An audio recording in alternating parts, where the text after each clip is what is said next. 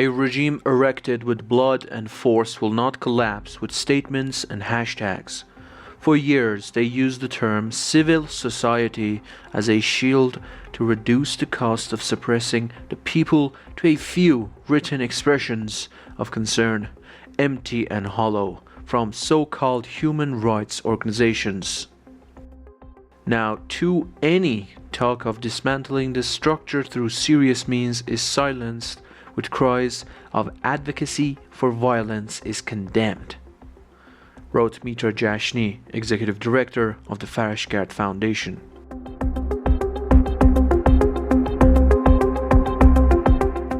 According to received reports, at least 2 civilians in recent weeks have lost their lives at government checkpoints in the province of Isfahan and Mazandaran at the hands of Basij and IRGC forces. Reports indicate that Morteza Madadi, a resident of Shahin Shahr in Isfahan province, was killed on March 8, 2026 after forces stationed at a Basij checkpoint opened fire. Gunshot wounds to his heart and lungs were reported as the cause of death. It is also said that his relatives have been placed under pressure and threatened for seeking justice and filing complaints. In another case, a young man in Ramsar was stopped while driving and after protesting the inspection of his car was struck with an electric stun gun during the confrontation. He reportedly suffered a heart attack at the scene and died. His family has also been pressured to keep the case out of the media.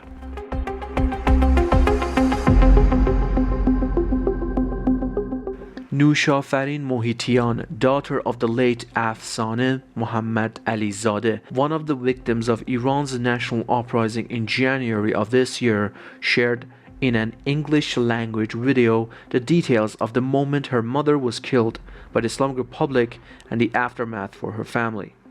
She spoke about her 11-year-old sister, who has fallen into severe depression and has been unable to return to school, referring to the injustice surrounding their case.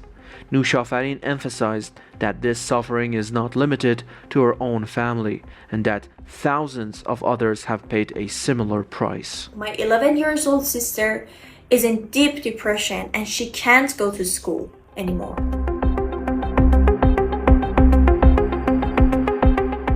According to reports, Pedram Ne'mati, a soldier from Marv Dasht, who was transferred to a defense industry facility in Malard, Tehran, after completing military training, died on April 6th, just 2 days after returning to his post.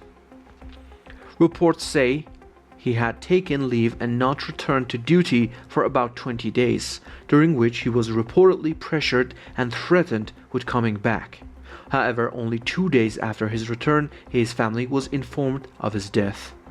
According to the family, when they saw the body, they noticed a bullet wound under his throat and injuries to parts of his face.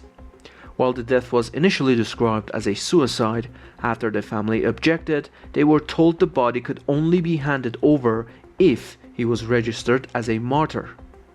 The family says these claims do not match what they observed, and that narratives of being killed in war or bombing are inconsistent with the condition of the body. According to these reports, his body was first taken to the Forensic Medical Center in Malard and then to Kahrizak, with the case handled under tight security procedures. His body was ultimately transferred under heavy security from Tehran to Marv Dasht and buried there.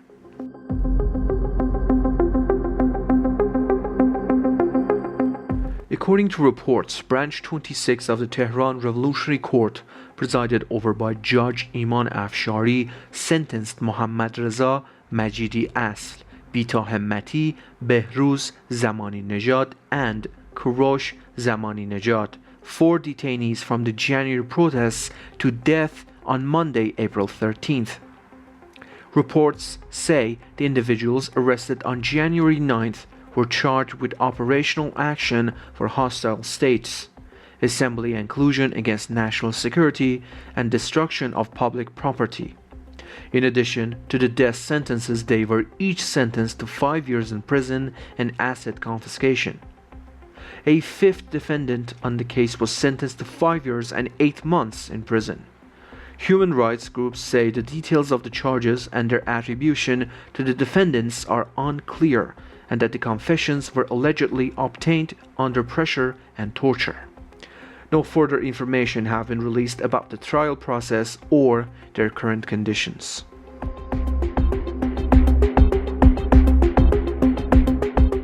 Ghulam Hossein Mohseni Ejei, the head of the Islamic Republic's judiciary, announced that the judicial system is operating in a full war footing when dealing with what he described as spies, traitorous elements, and the foot soldiers of the invading enemy. Reports indicate that he emphasized that until further notice, case handling will follow wartime conditions rather than the legal standards applied during normal circumstances. Mr. Ejei stated that the judiciary has adopted a different approach in this area compared to ordinary times. These remarks come as, since the start of Iran's national uprising, the Islamic Republic's judiciary has arrested and executed a number of citizens on charges such as espionage and cooperation with Israel.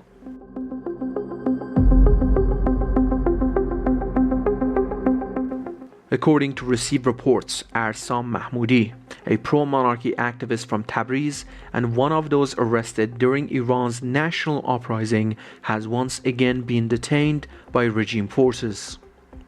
Reports indicate that after serving his sentence and having his retrial request accepted, he was released from Evin. He has now been arrested again, and so far no information has been shared about his condition, whereabouts, or the exact time of his detention.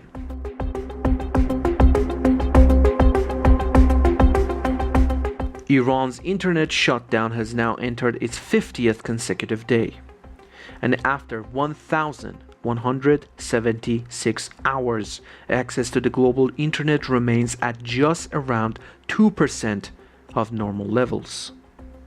Reports indicate that although some users have regained limited access to Google's search page, international connectivity is still at its lowest level. A similar situation was previously seen during the January internet blackout. So far, no information has been shared about when these restrictions will end.